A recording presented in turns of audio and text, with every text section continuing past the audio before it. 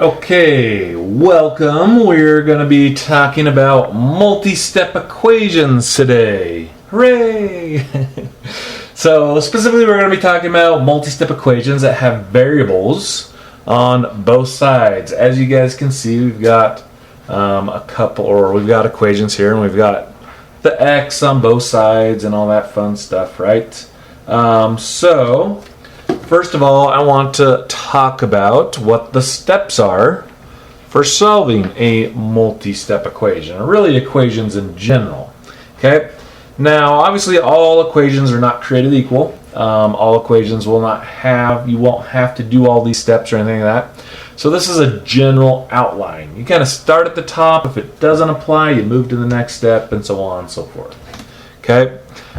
Since this is just the very beginning of multi-step equations, there's a couple of steps here that you will not have to worry about. So let's look and see here. Got dust all over the place here. The first step that we always look for in a multi-step equation, if there's anything to distribute. Okay, if there is, you do that first. And I'm also going to add ungroup. So ungroup things. Okay, those are the first things you want to do. So for example, if you see a parenthesis or whatever, you'd want to distribute into that parenthesis. Also, if you see something like this, like x plus 2 over 4, those are being grouped by that being divided, right? So you'd want to get rid of that 4 first by multiplying. Now that might require some distributing and stuff too on the other side. If you had equals x plus 3 over here, right, and you multiply that by 4, you have to multiply the entire equation. You're technically multiplying the entire side here as well, right? But since they're both being divided by 4, it cancels out. But these aren't being divided by 4, so you have to distribute that 4 to both terms. We're not going to have to worry about that today, but just going to say, like, you will see that at some point this year. The next step, and you will see this a little bit today, is combine like terms. Combine like terms. Okay, that's the next step.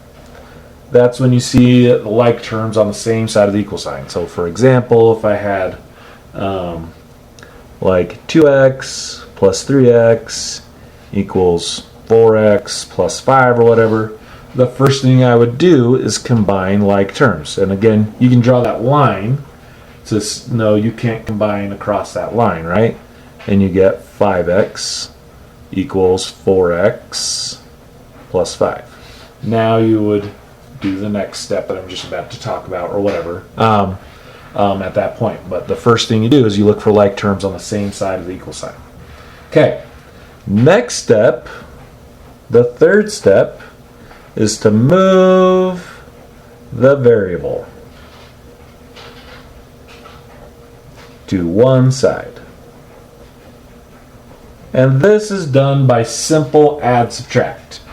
Biggest mistake students do is they try to like move just the number, right? But if we want to move the entire term, it's just like this 5 over here. You would add or subtract it, right? If I wanted to move this 4x over to the other side, it's a positive 4x, so I would just minus 4x, right? 4x minus 4x is 0. They cancel out. That's what I want to do, right? When we're moving things from one side to the other, we want it to cancel out on one side, and then we move it to the other side just to make sure it stays equal. Okay? So that whole equation would just become x equals 5. And you're done with that equation at that point, right? But moving the variable is just simply add, subtract. It's always going to be add, subtract. You don't multiply or divide unless you're trying to separate the number from the variable. Okay? Moving it from one side of the equal sign to the other is always going to be add or subtract. Multiply, divide is separating the variable from the number. Okay? And then the last step, if you've done these first 3 steps, all that should be left is just like a 2-step equation. Okay? So at that point, you just solve. Okay? You follow all the steps for those simple 1-2-step equations.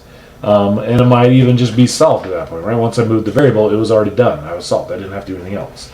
But at most, you should just have a 2-step equation left at that point. Okay? Those are the 4 general steps we follow. Now, today we're not going to have to worry about this distributing or ungrouping, but that's the first thing you usually look for. There will be a couple times that we have to combine like terms, but mostly today we're focusing on moving the variable. That's our big focus today. Okay, so for example, let's look at number 2 here.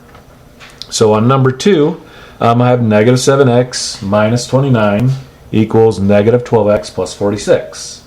So first thing I'm going to do is move one of these variables. So there's nothing I can distribute, right? There's no like terms. If I look here and I draw the line, I don't have any other x's here. I don't have any other x's on this side. And there's no numbers without a variable on this side, and there's no variables without a number on this side that I can combine them with. So I'm going to just kind of treat it like an equation. Next step is to move the variable. Now I can move either of these. It doesn't matter which one you move. You're going to get the same answer either way. I like to move them in a way that keeps the variable positive, but really it doesn't really matter. So for example, if I move this 12x, it's a negative 12x, right? So if I wanted to move it, I would add 12x, because negative 12x plus 12x is 0, cancels out. Now if I add 12x on that side, I have to add 12x here. Negative 7x plus 12 would be positive 5, so positive 5x. And then I still have the minus 29, and it's still equal to, that's a positive 46. So next step would be it's just a 2-step equation here, right? I've moved the variable, all that kind of stuff, so I just add 29 to each that side. Remember, you get rid of the add, subtract first, and then you worry about the multiply, divide. So 46, and again, if you don't know it off the top of your head or you're too lazy to really think about it, you have a calculator, right? 46 plus 29 equals 75. So 5x is equal to 75. My last step here is to divide by 5, and x is equal to 15. And that's done, right? So really the only difference between this and a 2-step equation is I had to move the 12x first. After that, it was just a 2-step equation, right? And that's what this whole page is going to be. So for example, let's do another one. Let's do number 8 here. So I'm going to start, again, I could minus the x, or I could add the 6x, right? It's not going to change the answer. Just to show you that, let's move the smaller number this time. So let's move the x. It's a positive x, so I'm going to minus x from each side. And again, if there's no number there, you just think of that as like an invisible 1, right? So minus 1x. That would give me negative 43 minus 7x is equal to 48, and those x's canceled out, right? Now it's a 2-step equation. I would add 43 next. 48 plus 43 is 91. So negative 7x is equal to 91. Then you would divide by the negative 7. And 91 divided by negative 7 is negative 13. So x is equal to negative 13. And that's your answer. Okay? So again, other than moving the variable, that's the only difference between this and what we've been doing with the 2-step equations. Okay? Let's look at one where we have some like terms to combine. So let's look at another example. Let's look at number 4 here. Okay? I'm going to pause it real quick. Okay, sorry. There's just some outside noise I was trying to get rid of. Okay, anyway. Looking at number 4. This one definitely has some like terms for us to combine first. So again, looking at those steps, if I were to follow my steps for solving an equation, distribute, ungroup first, nothing to distribute, nothing being grouped here. Next step is to combine like terms. So that's the next thing we look for in an equation. So when we're combining like terms, again, we only combine like terms if they're on the same side of the equal sign. Otherwise, to combine things or whatever, we have to do opposite operations and stuff to move them to the other side, right? But when you're combining, you're just using the signs that are already there. It's just like simple addition, right? If it's already a negative, it stays a negative, and you don't have to like add to combine it, right? So, for example, looking at number 4, I can see there's a couple of p's here on the left side, right? So when we combine them, we take the sign in front when we're combining, right? So when I combine those p's, I've got 6p and I've got a negative 7p. So that's like 6 minus 7. I'm just using the signs that are already there. 6 minus 7 is just negative 1, right? So I have negative p or negative 1p. I'm going to put the 1 there, just so you guys can see it. Okay, so negative 1p. And then I've got a positive 4. I'm going to use circles for just the numbers. I've got a positive 4 and I've got a positive 7.